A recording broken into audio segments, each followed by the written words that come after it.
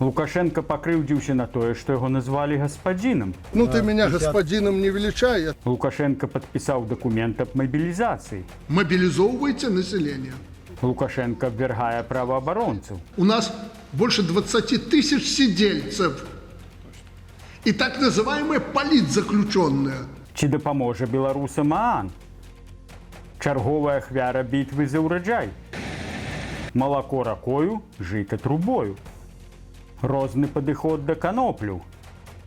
Усё перакруцілі ды апаганілі. Перапалох глыбоцкага рэдактара. Вітаем, сябры! У нас чарговы выпуск навін. Пра некаторыя падзеі ўжо зараз. Пачынаем. Лукашенко вырашыў паглядзець, як ідзе ўборка ў сталічнай вобласці і пачаў сваю інспекцыю з гаспадаркі ўсход у Атоліне, што ўваходзіць у структуру яго кіраўніцтва справамі.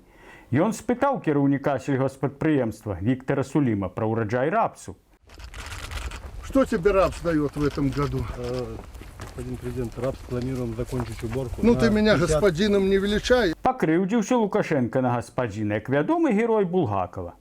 Я не господин. Господа все в Париже.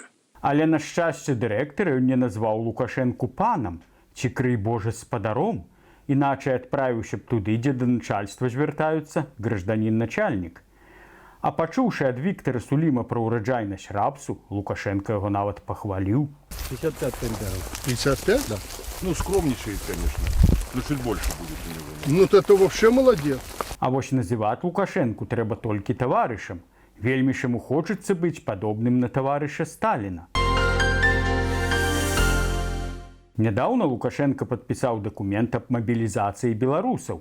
Гэты дакумент з'явіўся на партале «Правабай». Праўда, ён тычыцца мабілізацыі грамадзянаў Беларусі не на вайну, а на барацьбу з наступствамі стыхіі, якая пранеслася над краінай 13-14 ліпеня. Згодна з дакументам, абвыканкамы павінны арганізаваць прыцягненне грамадзян да ачысткі тэрыторый ад наступстваў стыхіі, а таксама забяспечыць аднаўленне пашкоджаных будынкаў.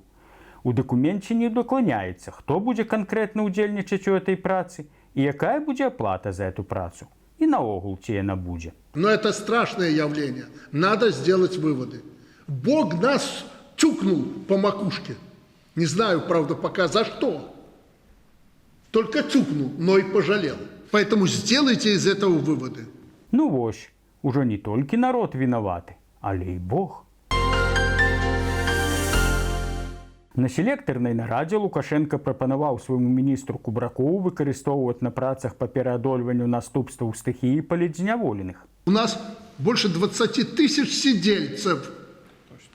И так называемые политзаключенные. Туда, на просеку. Все работают. Помогите стране. Так что, если надо, говори.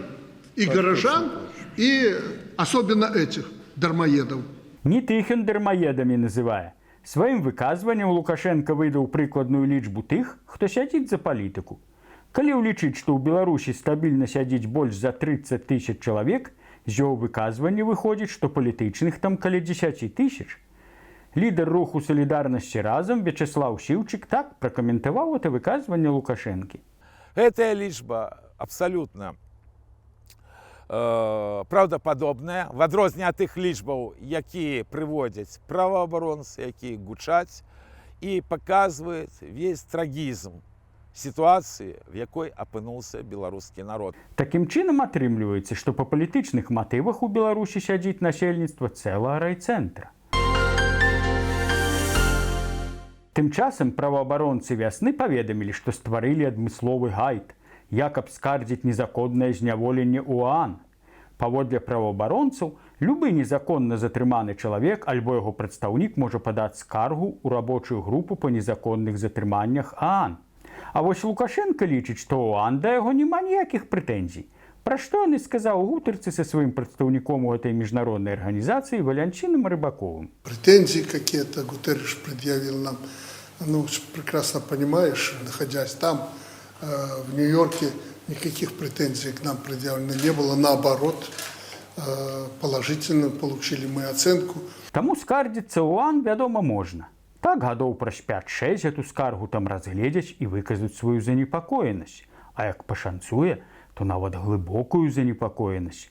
А калі дужа каму пашанцуе, то могуць нават пальцам Лукашэнку памахаць. Маўляў, сорамна так рабіць. Лукашэнку же то ўсё да назвы аднаго райцэнтра ў Мінскай вобласці. Дарэчы, нядаўна ў гэтым раёне згарэў камбайн. Камбайн рухаўся з поля на мехдвор і па дарозе загарэўся.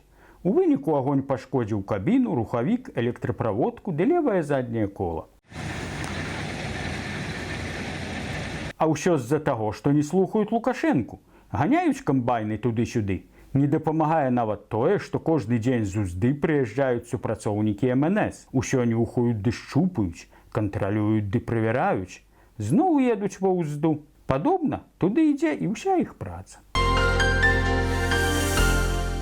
Вось у Добружскім раёне ўсё будзе добра. Ураджай будзе ўсім на зайздрасць, а малако проста ракой пацячэ, нібы сош увесну. Чаму? Бо там здагадаліся пазваць папа з аграгарадка Леніна, і пратэірэй Васілій Грэк у прадпрыемстве Завідаўскае асвяціў новую ферму, пра што і пахваліліся ў Добружскім благачынні. Колькі ж каровы цяпер дадуць малака? Не выдаешь за день, устанет рука. Таму зараз справы ў ленінцаў пойдуць усім на зайздрасць. Цяпер, як і абяцалі ў мінулы раз, пра каноплі. Яшчэ на пачатку ліпеня ва ўпраўленні Дзяржкамітэта судовых экспертыз па Віцебскай вобласці пахваліліся, што ў Браслаўскім раёне ў зарасніках злоснага баршчэўніка выявілі ўчастак, на якім браславянін спрабаваў вырошчваць яшчэ больш злосныя расліны – каноплі. Пільнасць праявілі работнікі Браслаўскага райаддзела па надзвычайных сітуацыях, якія труцілі баршчэўнік непадалёку ад райцэнтра. Заглянулі яны ў зараслі, а там, які жах, убачылі распрацаваны пад пасадку ўчастак, на якім знаходзілася падрыхтаваная расада канопляў, грунт і пасадачныя кругі. Адразу МНСнікі выклікалі следчых, тыя ўсё абнюхалі і па слядах вылічылі 35гадовага браславяніна, які такім чынам хацеў схаваць пасевы канопляў. Зараз небараку чакае суд. Цікава, што моя бабуля распавядала, што ў міжваенны час польская ўлада ў заходняй Беларусі забараняла вырошчваць тытунь, і яго пасевы сяляне хавалі ў пасевах канопляў. Тады ў нас каноплі раслі легальна, а баршчэўніку не было. А як прыйшлі бальшавікі, то расце баршчэўнік, а каноплі прыходзіцца хаваць у баршчэўніку. Нядаўна і на Гарадзеншчыне міліцыянты пахваліліся, што знішчылі больш за 200 кілаграмаў канапель. Дарэчы, расліну назвалі дзікарастучай марыхуанай. Відаць, каб зрабіць яшчэ больш значным свой унёсак на ніве змагання з наркотыкамі. Як належыць інквізітарам, расліну спалілі. Вось цікава, ці ўдыхалі яны пры гэтым дым. А вось у Нямецчыне наадварот. Паліцыя дапамагла вярнуць гаспадару скрадзеныя каноплі. Раней там, як і ў Беларусі, пераследавалі за вырошчванне канопляў, але з вясны гэтага года дазволілі вырошчваць па 3 расліны на кожную дарослую асобу. Вось і 22гадовы жыхар Брауншвайга трымаў у сябе на тэрасе 3 расліны і аднойчы заўважыў, што аднаго гаршчка не хапае. Але аматар канопляў быў не пальцам зроблены. Перад пасадкай ён паклаў гаршчок воданепранікальную прыладу маячок. Па яго сігналу ён адшукаў сваю расліну, якая перакачавала на суседскі балкон. Тады мужчына паведаміў пра здарэнне ў паліцыю, якая канфіскавала расліну ў злодзея. Расліна амаль не пацярпела. Зламыснік зрэзаў з яе толькі некалькі лісцяў, але пішуць, што гэта і толькі на карысць, чаго не скажаш пра самого злодзея. Чаму ж у Беларусі ўлады так баяцца каноплю? Можа, справа якраз не ў наркатычных уласцівасцях расліны, а ў тым, для чаго яе стагоддзямі вырошчвалі сяляне.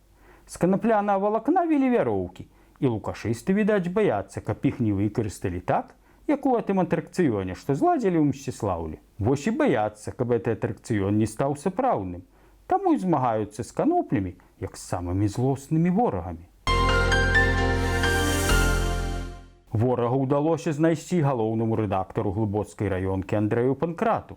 16 ліпеня на сайце раёнкі з'явіўся артыкул «Так не павінна быць», як, напрыклад, на набярэжнай возера Кагальнае ў Глыбокім. Рэдактар апісаў і сфоткаў увесь той бардак, які ўяўляе сабой, цытата, «жудаснае відовішча вакол 2 усталяваных непадалёк адна ад адной лавачак, былі раскіданыя пустыя бітыя бутэлькі з-пад спіртного, пачкі ад цыгарэт, чыпцаў». Канец цытаты. Фотарэпартаж заўважыў у раёнцы і перадрукаваў тэлеграм-канал «Лайф Вічебскія гуляю». суправадзіўшы яго ўласным тэкстам. Нечакана багаты фотарэпартаж пра захламленае глыбокае выдаў галоўны рэдактар мясцовай раёнкі. Ён паказаў, што кучы смецця можна сустрэць у многіх парках і месцах адпачынку райцэнтра. Замест таго, каб парадавацца, што яго артыкул заўважылі, Андрэй Панкрат вельмі перапалохаўся. І было чаго. Артыкул амаль цалкам перадрукавалі на экстрэмісцкім рэсурсе. Яшчэ з працы выганяць, ці, не дай бог, пасадзяць? И он за ночь выдал новый артикул под назвой «Переврали, извратили, опошлили» или пример того, как ОППы используют манипуляции для подрыва доверия к власти. Атрымалось, как у вядомой песни барда Дмитра Бартосика. Поляки с жидами все потом переврут. Артикул написаны амаль на фені, толькі што яшчэ без матюкоў. Рэдактар палічыў, што здымкі дапамагаюць наводзіць парадак толькі тады, калі надрукаваныя на старонках раёнкі. Тыя ж, хто іх перадрукаваў, не імкнуцца да стварэння спрыяльнай і стабільнай грамадска-палітычнай сітуацыі, а працягваюць правакаваць у нашым грамадстве канфлікты і звады. І ўвогуле закладаныя імі сэнсы не адлюстроўваюць рэальную сітуацыю ў Беларусі. Таму не варта давяраць усяму, што яны кажуць. Напрыканцы артыкула наторкаў здымкаў засмечаных еўрапейскіх сталіцаў. Не іначай сам, як гоголеўскі герой, злавіў чорты ды палятаў на ім над Еўропай. Маўляў, а у вас неграў лінчуюць. Ці залічыцца яму гэта? Пабачым. На этом мы з вами развітваемся. До сустрэчы на наступным тыдні. Калі для вас это бяспечна, подписывайтесь на наш канал, ставьте падабайкі, пішыце каментары, дзяліцеся гэтым відэа з сябрамі. Усё вам найлепшае. Жыве Беларусь! Слава Украіне!